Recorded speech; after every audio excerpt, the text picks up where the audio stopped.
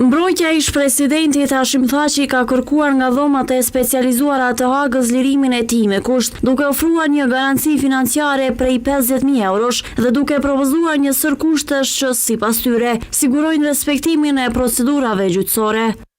Në kërkesën e dorëzuar më 6 korrik, mbrojtja argumenton se Thaçi nuk paraqet rrezik arratisjeje dhe se është i gatshëm për të përmbajtur kushteve të ngjashme me ato që u janë vendosur edhe të bashkakuzuarve të tij.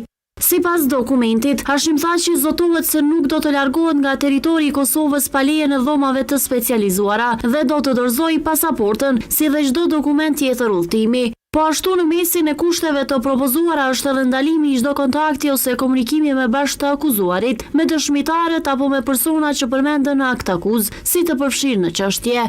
Zotri Thaçi është i gatshëm të përmbahet kushteve të ngjashme me ato që u janë vendosur bashkë të akuzuarve të tij, të cilat janë cilësuar si një kornizë provuar dhe e përshtatshme për lirimin e përkohshëm, ose çdo kushti tjetër që gjyqtari vetëm i gjykimit e konsideron të përshtatshëm. Përkatësisht, zotri Thaçi nuk do të largohet nga territori i Kosovës, përveç nëse autorizohet për këtë nga një trup gjykues kompetent i dhomave të specializuara të Kosovës. Zotri Thaçi do t'ia dorëzojë regjistratit pasaportën dhe çdo dokument tjetër udhëtimi, përfshirë vizat dhe çdo dokument identifikimi që mund të përdoret për udhëtim.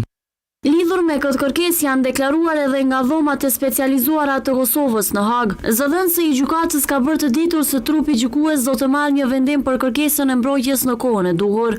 Trupi gjykues do të nxjerrë një vendim lidhur me këtë kërkesë në kohën e duhur. Avokati Amer Alia deklaroi se gjykata speciale në Hagë në vazhdimsi ka refuzuar kërkesat e ish presidentit Hashim Thaçi, teksa shtoi se gjykata duhet t'i vlerësojë rrethanat e procesit dhe të shqyrtojë mundësinë e ndërmarrjes së masave më të buta, siç është saktimi i një garancie prej 50.000 eurosh. Kjo ka të bëjë me rastin e dytë kundër Thaçit, i cili ndërlidhet me pengim të administrimit të drejtësisë, por gjithashtu kemi parë që trupi gjykues në vazhdimsi në të dy raste e ka aprovuar të themi kërkesën apo propozimin e prokurorisë për vazhdimin e paraburgimit. Sigurisht që gjykata gjatë vlerësimit të propozimeve të paleve duhet t'i vlerëson edhe rrethanat në të cilat ndodhet procedura. Kërkesa e mbrojtjes së Hashim Thaçit për lirimin me kusht është legjitime dhe e basuar juridikisht, vlerëson avokati Ardian Bajraktari. Ai thekson se masat e ngjashme janë miratuar edhe për të bashkakuzuarit në të njëjtin proces. Kërkesa për lirim me kusht duke ofruar garancion prej 50.000 euro si dhe zotimi për përmbushjen e detyrimeve të tjera eventuale të gjykatës e mbrojtjes së zotit Thaçi në procesin gjyqësor kundër administrimit të drejtësisë është legjitime dhe e bazuar.